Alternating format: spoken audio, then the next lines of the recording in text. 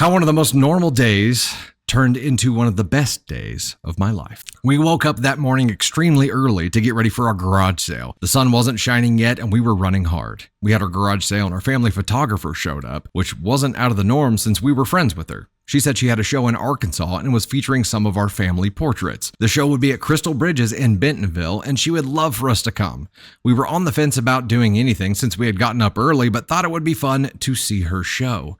My boyfriend let her borrow one of his cameras to play with for that day, and that kind of made our fluid plan solid since he would need to get his camera back. My boyfriend and I finished our garage sale, took the longest nap, seriously, the best nap ever, and began to get ready to head down to Arkansas. I was taking my sweet time getting ready. As a blended family, our kids were on their weekend with their other parents, and we were enjoying the slower pace after getting up so early. However, my boyfriend kept reminding me we needed to hurry, and it was getting late, and we should just get going. I reminded him that we had no plans, and we're just stopping by the show. Let's take our time and stop and smell the roses. We stopped by my parents' house on the way down and dropped off our dog so they could watch her while we went out of town. I took my time there too, got a glass of my mom's amazing sweet tea, played with the dog in the yard, and again, my boyfriend was reminding me that we needed to go. We finally loaded up in the car and we're heading to Arkansas, which is about an hour drive from us. I could tell that my boyfriend is annoyed by my no-rush stance on the evening. We kind of bickered when Google Maps took us in the wrong direction, back before Android Auto. He was snippy with me, I was snippy with him. At this point, it was getting late and the sun was almost setting. We finally arrive at Crystal Bridges. My boyfriend and I get out and I feel like he is heading in the wrong direction. I tell him I don't think he knows where he's going. He said he does. I said we should follow the signs. He just keeps walking. Okay. I give up at this point and decide to just see where he's taking us. He starts to lead me into a tall bamboo garden. I tell him that I know that this is not the right way. It's not even a trail. Then he starts messing with flowers laying on a stump, and I'm looking at him like he's crazy, wondering why he's touching other people's stuff. He then gets down on one knee. Tells me I'm the biggest pain in his ass, and he wants to spend the rest of his life with me and asks me to marry him. I had no idea that this man was going to propose to me. Not for a single second of that entire day did I know that he had a ring and was going to propose to me.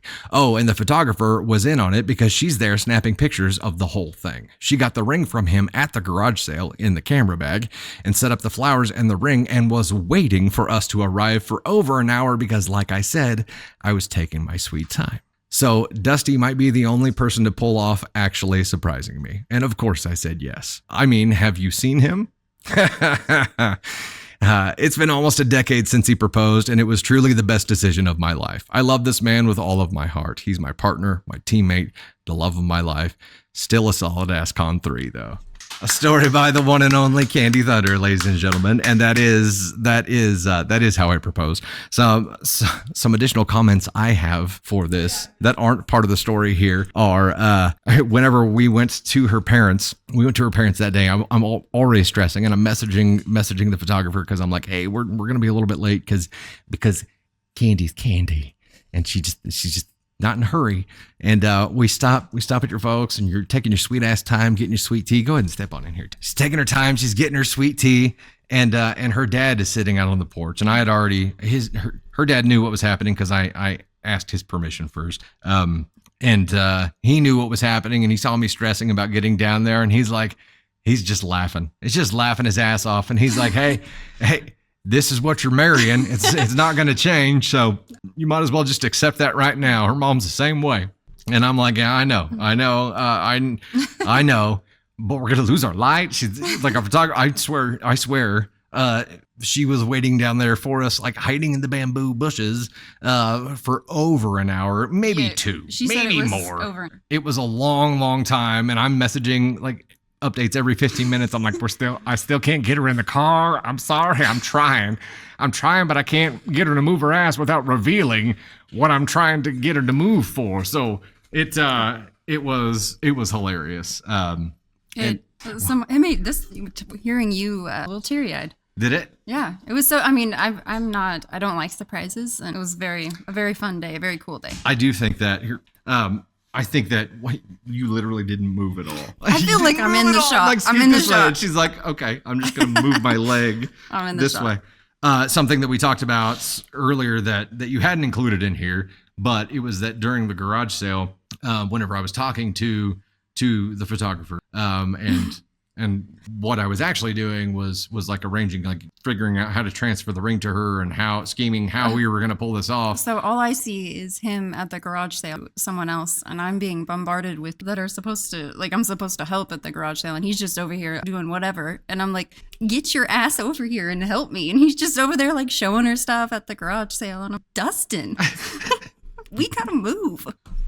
Yeah. And so I was shitty to him about her being there afterwards because... Which is entirely hypocritical. Right? You're like, hey, we gotta move. We got stuff to do. And then later on... There was a lot of people there, and I'm not a good people person. Later on, I'm like, hey, we gotta move. We gotta go. So we both went through the same thing on the same day, just in very different ways. And it was trying to figuring out how to surprise her that took work. Like, it took some serious work, and I could deal with her being a little pissed at me at the garage sale because I knew there was a payoff, right? I knew it was all going to be okay, and there was a payoff for it as long as she said yes, and she did. So it all ended up working out. Oh so yeah, you have I that had context. no idea that he was going to propose to me, and there were going to be pictures. So I was wearing like shorts and a shirt. I was like, if I had known, I couldn't. What? I know. I had no idea. It had to be a secret. It is what it is, but it was seriously just the fact that you totally surprised me was so thankful and that it happened that way. We bickered on the way down there. It's still like the same bickering now. More marriage training. Yeah. So it was like whenever Google Maps, like the passenger had to control the Google Maps on their phone. So there was no Android Auto. It didn't connect to your car. And so I was like telling him where to go. He's like, right or left. And I told him the wrong way. Like, I'm sorry, I'm having trouble. I still have trouble with Google Maps. Still sounds the same. It still sounds pretty much the same.